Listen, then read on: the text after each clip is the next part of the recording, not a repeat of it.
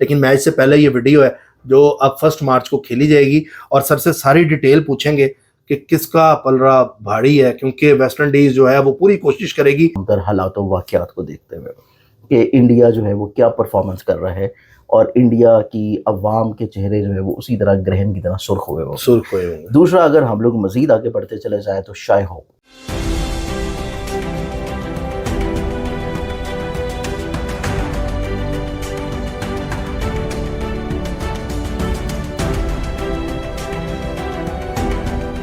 अस्सलाम वालेकुम, मैं हूं फलक शेख और आप देख रहे हैं फलक शेख ऑफिशियल। हमारे साथ मौजूद हैं सैयद मुसव्वर अली ज़ंजानी साहब, किसी तारुफ के मुताज नहीं है।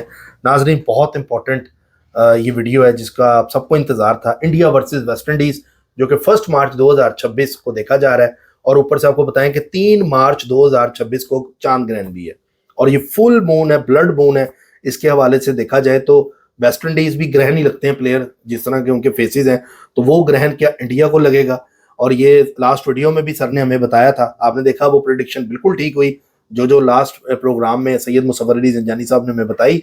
और देखें, एस्ट्रोलॉजी वर्क करती है। इसको आप इस तरह देखें कि इल्मी बात जो है ना, जो सर हमसे कर रहे होते हैं वो एमी हवा में नहीं होती, पूरी इस पर स्टडी होती है, रिसर्च होती है। इंडिया के लिए ये मैच भी बहुत इंपॉर्टेंट है, लेकिन मैच से पहले ये वीडियो है जो अब 1 मार्च को खेली जाएगी और सर से सारी डिटेल पूछेंगे कि किसका पलड़ा भारी है, क्योंकि वेस्ट इंडीज जो है वो पूरी कोशिश करेगी कि ये मैच हम जीतें और वो ग्रहण भी आगे क्या इंडिया को लगने जा रहा है, क्या इंडिया ये मैच जीतेगी? एंड पे ये भी बताएंगे कि इंडिया वेस्ट इंडीज के मैच में कौन जीत रहा है। अस्सलाम वालेकुम। वालेकुम अस्सलाम सर, कैसे हैं? बिल्कुल बेहतरीन, अल्लाह का करम, आप ठीक है? जबरदस्त सर। सर, पूरी दुनिया की नजर इस टाइम इस मैच पे है।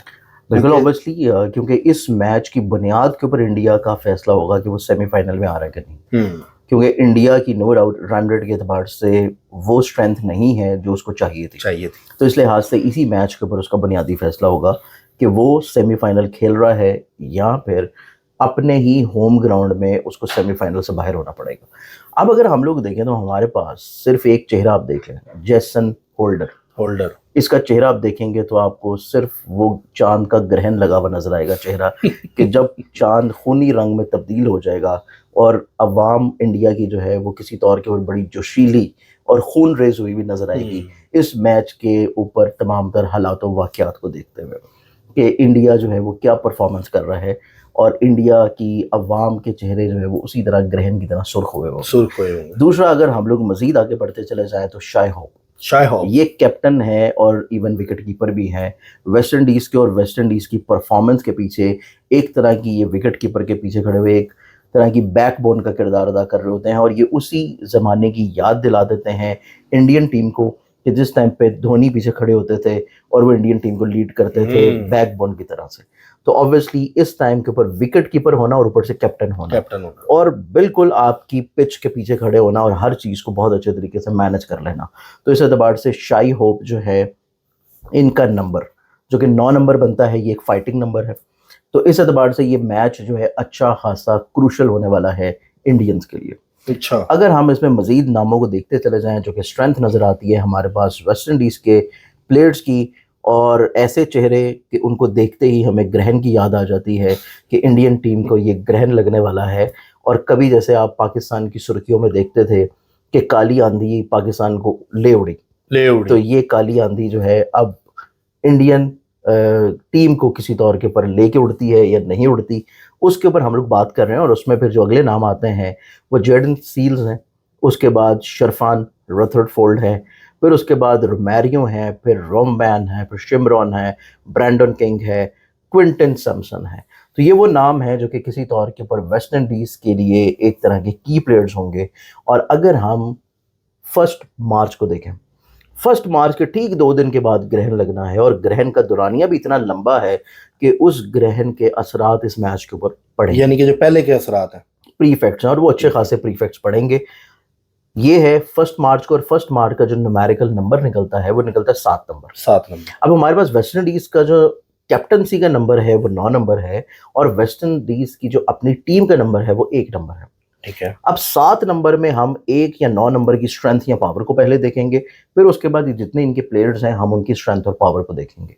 उसके बाद फिर हम आ जाएंगे इंडियन टीम के ऊपर। इंडियन टीम के जो कैप्टन है सूर्य कुमार यादव, इनकी कैप्टनसी के एतबार से अगर हम इनका नंबर देखें तो इनका नंबर बनता है 3 नंबर न्यूमरोलॉजिकल, जो कि मैं पहले भी बहुत सारे प्रोग्राम्स में बता चुका हूँ कि इनका स्ट्रेंथ का नंबर बनता है 3 नंबर। और 3 नंबर के एतबार से जो इनके बाकी प्लेयर्स आते हैं, जिसमें संजू सैमसन है, अजहर पटेल हैं, कुलदीप यादव हैं, फिर उसके बाद पांड्या नो डाउट एक बहुत लेजेंडरी प्लेयर है इनका, उसके बाद जसप्रीत बुमराह है, फिर ईशान किशन है, उसके बाद रिंकू सिंह है, और बिल्कुल अभिषेक शर्मा है, शिवमन डुबे हैं। तो ये वो की प्लेयर्स हैं जो कि किसी तौर के ऊपर इंडिया के लिए आपको ऑन ग्राउंड जो है अच्छा मैच और अच्छी क्रिकेट जो है आपको देते हुए नजर आएंगे। अब इंडिया का हमारे पास न्यूमरोलॉजिकल नंबर 1 बनता है, वेस्ट इंडीज का 1 बनता है, तो इस एतबार से आप ये समझे कि ये टक्कर का मुकाबला होगा। ठीक है, यहाँ से भी डोमिनेंसी स्ट्रेंथ को रिप्रेजेंट किया जाएगा, दूसरी तरफ से भी डोमिनेंसी और स्ट्रेंथ को रिप्रेजेंट किया जाएगा। बात जहाँ पे आके रुकेगी वो रुकेगी ये तमाम तर प्लेयर्स के आपस में न्यूमरोलॉजिकल कैलकुलेशंस का जो क्युमुलेटिव एक नंबर निकलता है उसके ऊपर, और फिर जाके जहाँ पे बात रुकेगी वो रुकेगी 7 नंबर के ऊपर जो कि तारीख है। 7 नंबर की तारीख में 3 नंबर के कैप्टन का टाकरा हो रहा है 9 नंबर के कैप्टन के साथ।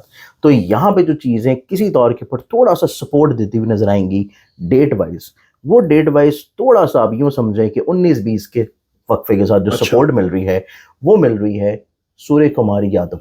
अच्छा, क्योंकि 7 ग्रहण के बावजूद भी क्योंकि 7 नंबर में 3 नंबर जो है वो थोड़ा सा निस्बतन एज रखता है कंपैरेटिवली 9 नंबर के, क्योंकि 7 में अगर हम लोग विनिंग नंबर को देखेंगे तो वो 9 नंबर विनिंग नंबर फिर नहीं बनता।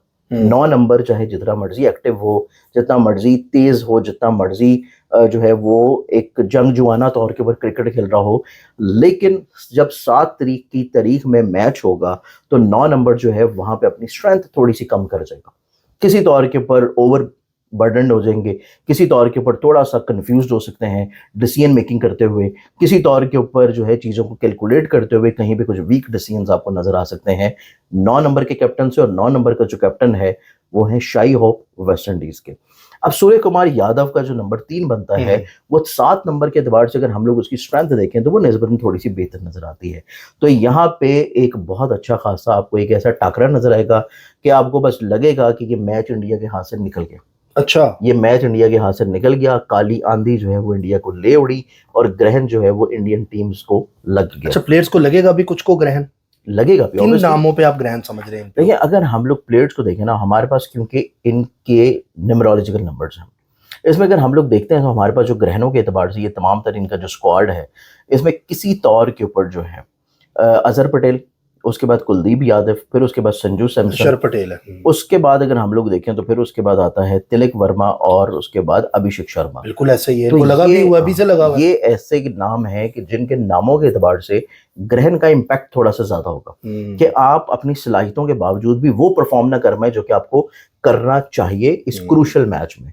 तो इस क्रूशल मैच में भी इनकी परफॉर्मेंस एक्सपेक्टेशंस के टुवर्ड्स नहीं होगी, एक्सपेक्टेशन से थोड़ी सी कम होगी, लेकिन तमाम तर चीज़ों को अगर हम लोग इकट्ठा करके और एक नतीजे के ऊपर पहुंचे तो नतीजा ये निकलता है कि 19-20 के जो एक डिफरेंस के साथ इंडियन टीम को इस मैच में एज हासिल रहेगा। तो इंडिया जो है अपना ये मैच जो कि उनके लिए बहुत ही क्रूशल है जीतने वाला है और जीतते हुए नजर आते हैं। सर, वेस्ट इंडीज बहुत हैवी टीम है, 250 मारा है उन्होंने, बिल्कुल 250 मारा है, लेकिन अगर हम यहाँ पे तमाम तर चीज़ों को कैलकुलेट करें तो ये इंडियन अवाम के लिए थोड़ा सा निस्बतन कैलकुलेटेड चीज़ों को देखा जाए तो ये उनके फेवर में, मतलब ये मैच इंडिया जीतेगा, इंडिया के जीतने के चांसेस बहुत हाईलाइटेड। अच्छा, इंडिया का लग रहा है सेमीफाइनल में चांसेस? देखिए, अगर ये इंडिया ये वाला मैच जीत जाता तो ऑब्वियसली फिर तो कोई रोक नहीं सकता ना, फिर तो उसको सेमीफाइनल में आना है। फिर वो अगर हम बिल्कुल उसके अकॉर्डिंगली तो फिर वो सेमीफाइनल में आएगा, सेमीफाइनल में आएगा बिल्कुल एज एस्ट्रोलॉजी अगर हम यहाँ पे कैलकुलेटेड चीज़ों को देखें। चले नाजरीन, आपने देखा कि सैयद मुसव्वर अली ज़ंजानी साहब ने इल्मी बात भी की और आपको बताया भी कि ये जो मैच होने जा रहा है इसमें इंडिया जो है वो विन कर जाएगा। अगर इंडिया विन करता रन रेट पे फिर बात आएगी, क्योंकि आगे साउथ अफ्रीका फिर जिम्बाब्वे का मैच भी होगा, उसमें तो साउथ अफ्रीका वो भी जीत जाएगा, विन कर जाएगा और फिर सारी चीजें डिपेंड करेंगी रन रेट के ऊपर। तो अब देखते हैं, खत्मी फैसला तो अल्लाह का है, करना मेरे अल्लाह ने है, लेकिन ये मैच की जो कैलकुलेशन है वो ये है कि इंडिया वेस्ट इंडीज के मैच में इंडिया जो है उसके चांसेस ज्यादा हैं मैच जीतेंगे, ये तो हमें पता है, लेकिन एस्ट्रोलॉजी इस पर भी यही कह रही है, ठीक है, क्योंकि इसलिए पता है क्योंकि इंडिया ने कोशिश पूरी करनी है कि हम जो है सेमीफाइनल तक जरूर जाएं। और सर पाकिस्तान अब ये में ग्रहण ग्रहण अगर- के असरात किस प्लेयर पे नजर आते हैं? देखिए पाकिस्तान के एतबार से अगर हम पाकिस्तान स्क्वाड को निकाल लेते हैं, यहाँ पे पाकिस्तान का मैच है मेरे पास, ये है पाकिस्तान का स्क्वाड।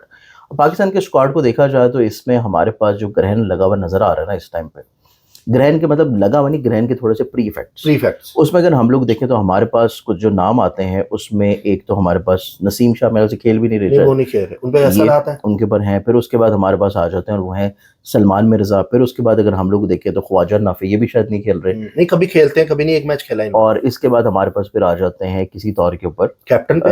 नहीं कैप्टन नहीं, फिर हमारे पास शाहीन अफरीदी सब आ जाता है। अच्छा, इन पे भी लगा तो असरात इनकी है। भी परफॉर्मेंस वो नहीं नजर आ बाबर रही आजम? इनकी होनी चाहिए। बाबर आजम की निस्बतन आप यूं कह सकते हैं कि कंप्लीटली नहीं, लेकिन किसी हद तक कोई 20-30% जो है वो इनके नाम के न्यूमरोलॉजी के मुताबिक असरात नजर आता है। ठीक हो गया। तो नाजरीन, आपने देखा कि ये ग्रहण की जो बात है ये भी सर ने बता दी है, लेकिन अल्लाह ताला पाकिस्तान के लिए बहुत अच्छा करे। हम इंशाल्लाह। पाकिस्तान के साथ हैं, पाकिस्तान को सपोर्ट भी कर रहे हैं। अल्लाह करे, अल्लाह करे, अल्लाह करे पाकिस्तान को मैच जीते। इंशाल्लाह। लेकिन जो इल्मी बात होगी, अगर वो पाकिस्तान यहाँ पे नहीं जीत रहा होगा तो हम आपको वो जरूर बताएंगे। जैसे इंडिया पाकिस्तान की जो प्रिडिक्शन थी वो बहुत वायरल है आपकी सोशल मीडिया में, मेरे साथ जो आपने प्रोग्राम किया था उसमें इंडिया की प्रिडिक्शन सैयद मुसव्वर अली ज़ंजानी साहब ने दी थी। वो प्रोग्राम रिकॉर्ड पड़ा हुआ है, आप जाके विजिट भी कर सकते हैं। अपना ख्याल रखें। और उसके अलावा इंग्लैंड पाकिस्तान का मैच भी आप देख सकते हैं। अल्लाह हाफिज।